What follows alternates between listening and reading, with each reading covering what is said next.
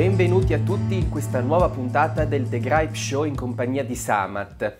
Oggi voglio raccontarvi un argomento che mi sta particolarmente a cuore. Diciamo che mi sta a cuore molto più rispetto a tutti quelli che vi ho portato finora, dei lieto fine della sindrome di Chuck Cunningham, perché è un argomento che mi tocca molto da vicino. Tutti quanti noi abbiamo familiarità con il genere comico del cinema, della televisione o dei cartoni animati. Quanti di noi veramente sanno cosa significhi davvero genere comico? Perché molti potranno pensare che fare il comico significa semplicemente fare delle battute, far ridere la gente e soprattutto essere divertente e simpatico. Ed è molto corretta come cosa, però c'è un lato molto più profondo nel genere comico, così come in tutti i generi dell'arte che esistono al mondo. Tutti quanti noi abbiamo un attore preferito appartenente a un determinato genere. Se parliamo del genere fantastico, un grande attore che ci viene subito in mente potrebbe essere Ian McKellen per Gandalf, oppure ancora di più Ian Holm per Bilbo Baggins, legati all'universo fantastico del Signore degli Anelli. Se parliamo invece di un genere fantascientifico potrebbe venirci in mente Kurt Russell che ha fatto La Cosa e 1997 Fuga da New York. Se parliamo invece di film d'azione potrebbe tranquillamente venirci in mente Chuck Norris oppure Tom Cruise. Ma se parliamo invece di genere comico, che a mio avviso è uno dei generi più complicati dell'intera storia cinematografica, chi ci viene in mente? Anche in questo caso tantissimi personaggi. Possono venirci in mente Steve Carell, Eddie Murphy, Staglio e Olio, Charlie Chaplin, Rowan Atkinson,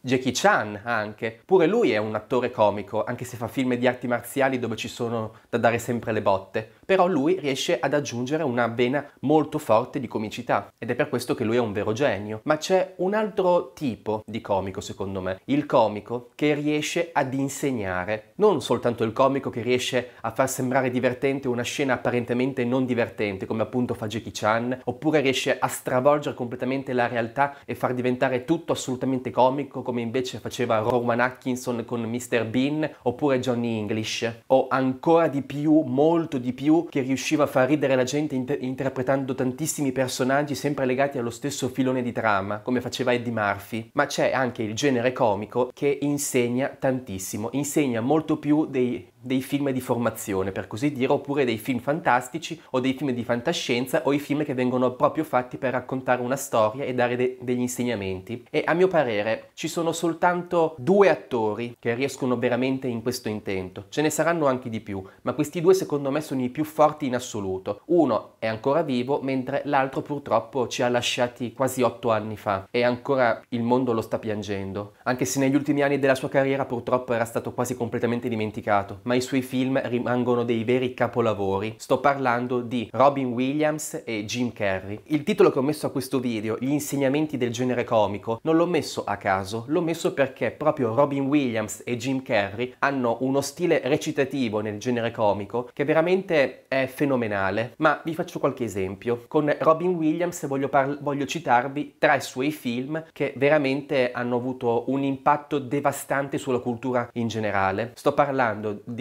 L'attimo fuggente, I risvegli e L'uomo bicentenario. Mentre invece per quanto riguarda Jim Carrey voglio citarvi The Mask, The Truman Show e Una settimana d'addio. E perché ho scelto proprio questi 6 film? È molto semplice, perché in tutti quanti, in un modo o nell'altro, tramite le gag comiche, le avventure comiche, ma anche le avventure per così dire drammatiche, perché in tutti questi film c'è una vena di drammaticità, unita però al genere comico, dove lo spettatore ride, ma al tempo stesso la tristezza che ne scaturisce da determinate scene viene aiutata perché la tristezza stessa ci fa cercare la gioia. Vi ricordate il film Inside Out della Pixar, dove a un certo punto Gioia capisce che tristezza è l'emozione più importante in assoluto per Riley? Perché tutti i suoi amici erano andati a darle supporto e a ridarle gioia per via di tristezza. Tristezza ha aiutato Riley ad esprimere se stessa, esprimere i suoi veri sentimenti in un momento di assoluta tristezza, vulnerabilità, ma soprattutto anche in cui si sentiva sola e anche delusa e sentiva di aver deluso qualcuno, ma la tristezza le ha permesso di far di nuovo scaturire la gioia, perché come ci ha detto una volta un vecchio saggio,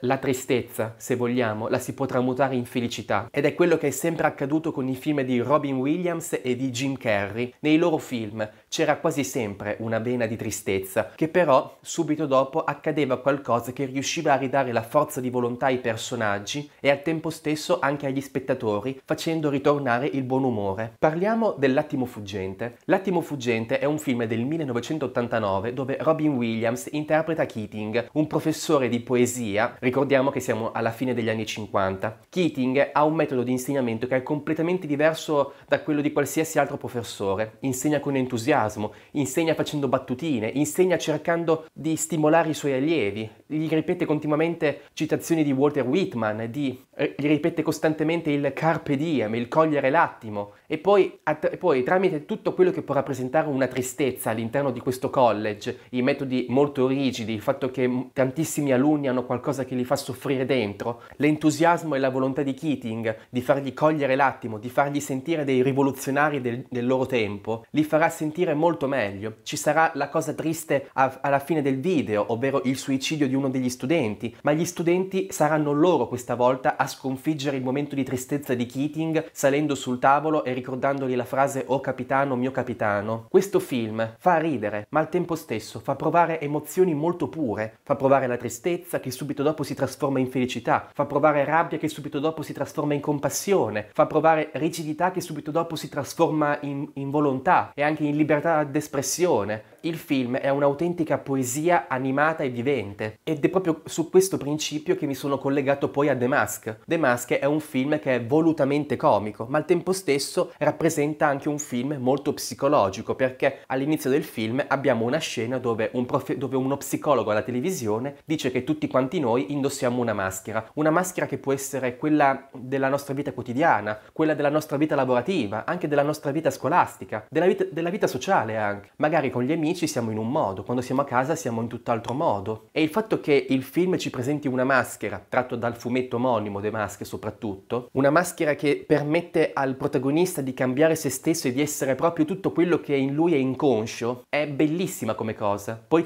Jim Carrey è stato un genio nell'interpretare The Mask, però tutto quanto è sia comico sia filosofico, ma al tempo stesso psicologico. E con questa cosa ci ricolleghiamo invece questa volta al film I risvegli. In questo film Robin Williams non ci sono cose particolarmente comiche, in quanto la trama di sottofondo è molto profonda e molto difficile da analizzare, in quanto Robin Williams vuole sconfiggere a tutti i costi una cosa ritenuta impossibile da sconfiggere, ma lui non si perde di volontà e attraverso anche in questo caso alcune brevissime gag comiche si riesce comunque a instaurare un rapporto tra protagonista, coprotagonista, che è l'emblema stesso della trama. Robin Williams anche in questo caso è un autentico genio, perché I risvegli è un film volutamente drammatico, ma Robin Williams, avendo il suo stile personale nel recitare, riesce a dargli un'impronta che rende questo film adatto a qualsiasi età, sia all'età adolescenziale, sia all'età adulta e anche all'età infantile, a differenza invece di Truman Show di Jim Carrey. I 6 film che vi ho elencato hanno molti aspetti in comune, perché con L'Attimo fuggente vediamo Robin Williams all'apice della sua carriera e delle sue performance, e stessa cosa in The Mask, dove Jim Carrey dà tutto lo sfogo possibile della sua incredibile abilità nel far ridere la gente, con le sue incredibili improvvisazioni, ci tengo a sottolineare. Ma la cosa importante è che una persona deve capire che un attore comico è sostanzialmente una persona che vive la vita di tutti i giorni come chiunque altro. Al di fuori dello schermo, l'attore comico non fa le stesse cose che fa nei film, perché l'attore comico, quello che fa l'attore comico davanti al pubblico, che sia un film, una soap opera, una fiction, un video su YouTube, un video su Facebook o addirittura semplicemente una serata di cabaret con i monologhi, rappresenta quello che lui è, ma che non fa vedere continuamente tutti i giorni, e il fare il comico può essere un modo per svagarsi ed essere completamente estraniato dalla vita di tutti i giorni. Ecco perché penso che questi 6 film siano le migliori performance di questi 2 attori. Poi ce ne sono tantissime altre. Per Robin Williams abbiamo anche Will Hunting e Genio Ribelle, poi abbiamo anche Good Morning Vietnam, poi abbiamo anche Pace.